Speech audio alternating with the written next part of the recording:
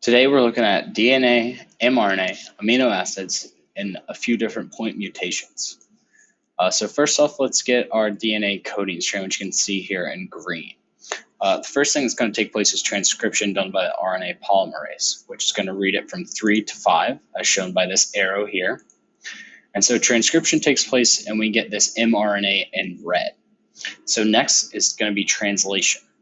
And so translation is going to take this mRNA and read this mRNA in little segments of 3. So as you can see, this first one, you get methionine, which is going to be your start, and it's going to continue to read them in 3s. And we're going to go down here, and then our last one is going to be UGA, which is going to code for stop. So that means we stop there, and that is going to be our string of amino acids that this mRNA is coding for. So now that we have that, let's look at what happens with a few different point mutations. So first one is a missense or non-synonymous point mutation. And that means that there's a change in the amino acid of one of the amino acids that's red. So for this one, we see that a C has changed to a G. This is a transversion, which is a pyrimidine to a purine.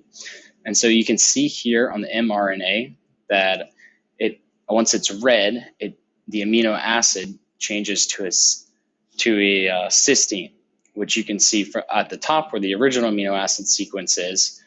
It originally was a tryptophan, and so that has changed into a cysteine.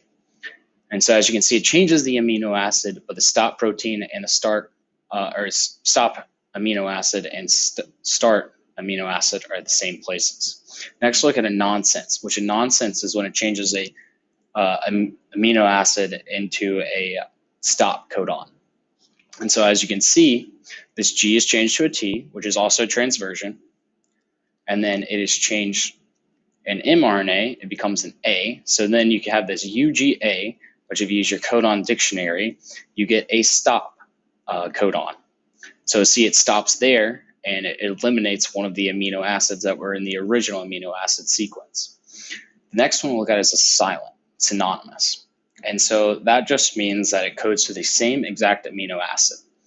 And so as you can see, on the mRNA, you have AUC, which still codes for isoleucine, which was the same in the beginning, but simply we had a change in the codon, but ended up coding for the same amino acid. And then a read-through is when it changes a stop codon into an amino acid.